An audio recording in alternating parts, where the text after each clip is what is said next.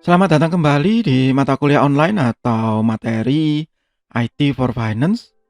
Kita masih ada di bab mengenai banking bagian ketiga. Bagi yang belum melihat video sebelumnya, silakan dicek di playlist. Pada bagian pertama, saya membahas tentang pemahaman awal mengenai banking. Kemudian di bagian kedua, saya membahas tentang key teknologi risk dari e-banking untuk bagian yang pertama. Di bagian ini, saya kembali membahas tentang key teknologi risk bagian yang kedua. Supaya tidak terlalu panjang ya yang di bagian kedua. Di bagian ini saya membahas 3 hal, sama masih dari sudut pandang manajerial. Jadi ada business continuity planning, ada permissibility compliance, legal issue and computer crime, dan cross border atau biasanya orang menyebut international banking. Yang pertama di business continuity planning.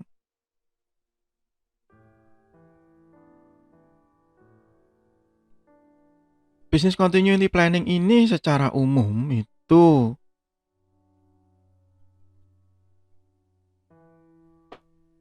tindakan yang dilakukan oleh satu perusahaan pada saat terjadi bencana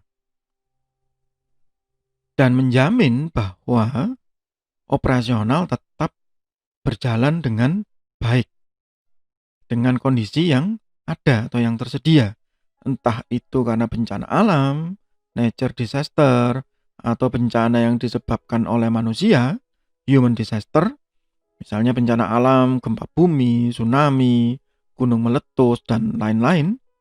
Sedangkan di human disaster misalnya karena kesengajaan dari manusia, entah kerusakan, perusakan, ya, ataupun ketidaksengajaan dari manusia yang menyebabkan seharusnya operasional itu berhenti, tetapi pihak perusahaan secara umum ya, itu sudah mampu mengupayakan hal-hal khusus supaya operasional tetap bisa berjalan.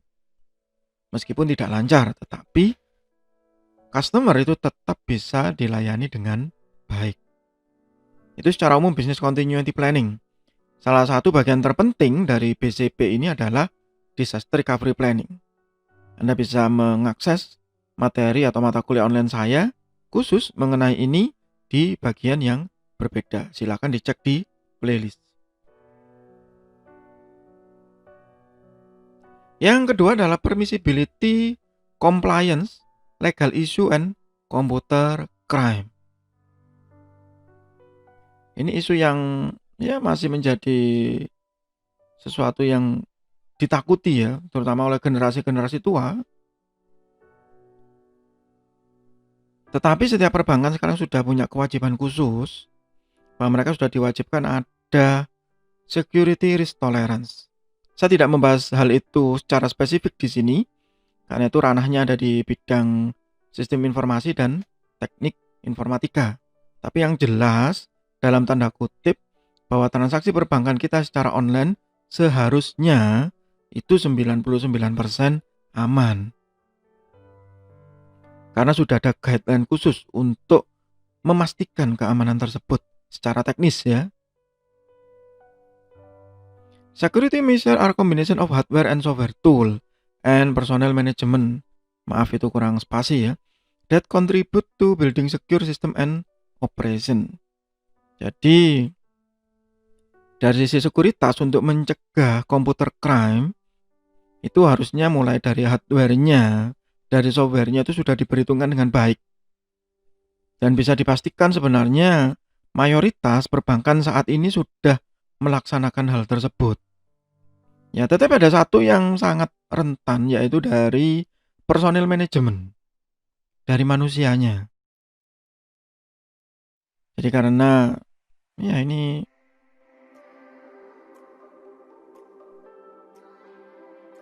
yang paling sulit ya manusia itu untuk diatur.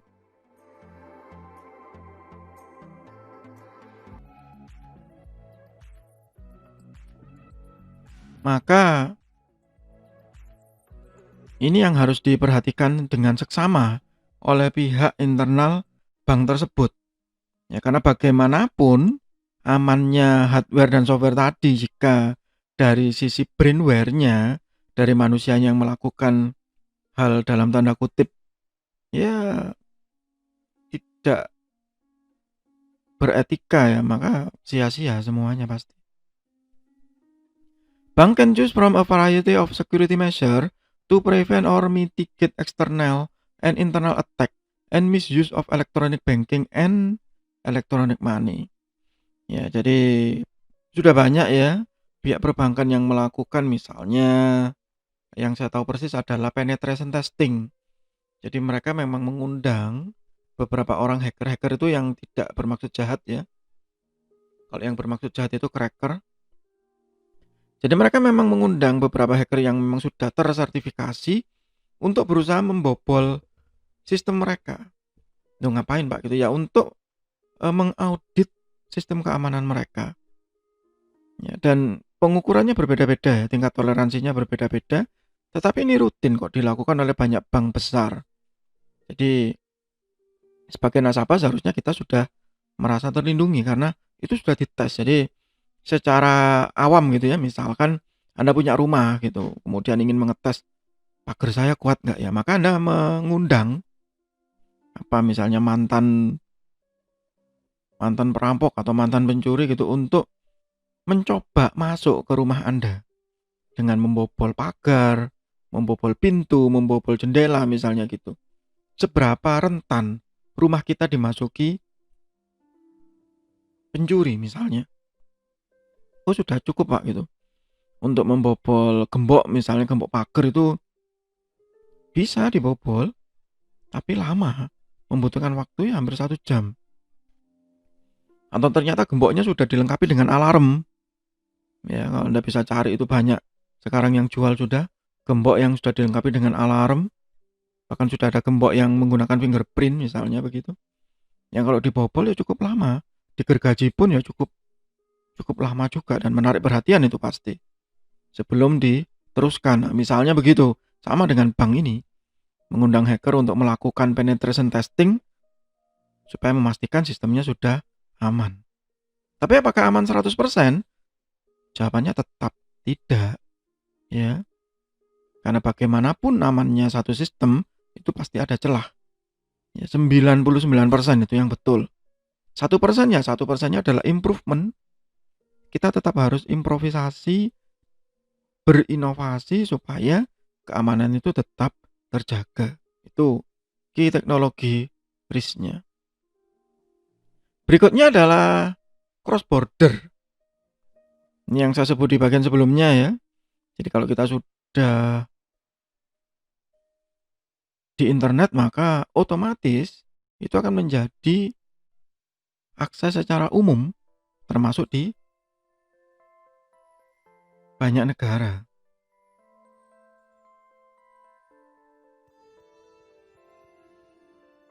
Dan saya bilang di bagian sebelumnya bahwa tiap negara punya kebijakan yang berbeda-beda. Geographic reach of bank and customer. Bank may face different legal and regulatory requirement when they deal with customer across national border. Ya karena di beberapa negara tertentu ada syarat-syarat khusus untuk melaksanakan aktivitas perbankan tertentu. Ini yang harus diwaspadai dan harus diantisipasi oleh perbankan pada saat mereka sudah membuka layanan e-banking. Entah itu dari sisi ATM, entah itu dari sisi internet banking, ataupun mobile banking. Mobile banking misalnya yang sederhana. Kalau di Indonesia misalnya kita sudah bisa mengakses mobile banking bank tertentu, apakah kalau kita keluar negeri, mobile banking tadi masih bisa diakses? Ya bisa dong Pak, kan sama-sama pakai internet. Iya, tapi apakah kebijakannya sama? Apakah policy-nya sama di tiap negara? Ya nggak tahu, ya maka harus beradaptasi. Itu key teknologi risk untuk perbankan dari sisi manajerial. Itu untuk sementara di bagian ini. Di bagian berikutnya nanti kita akan membahas tentang security problem dari banking. Dari sudut pandang, tetap dari sudut pandang manajerial, dari sudut pandang orang awam, bukan sudut pandang secara technical murni. Itu untuk sementara. Kita masih ada di mata kuliah online atau materi IT for Finance atau IT untuk manajemen keuangan. Semoga bermanfaat. Tetap sehat, tetap semangat. Terima kasih.